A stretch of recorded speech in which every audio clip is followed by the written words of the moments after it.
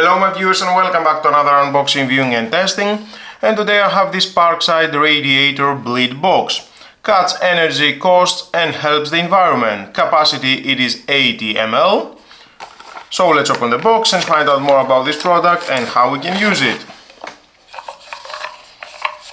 Included with a key for opening and bleeding radiators. So let's move on and test it, see how it works. Bleeding kit, that goes here. Find the right position for the key, rotate, there it is, and then unscrew.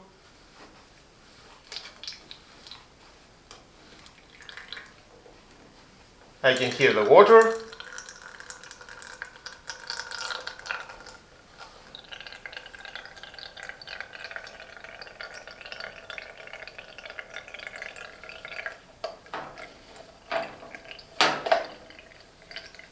And when you finish, screw again,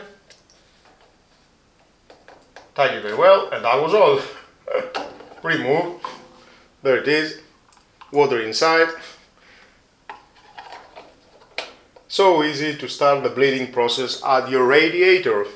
Clean and fast, without any unnecessary water spilling around, with a cost only €5.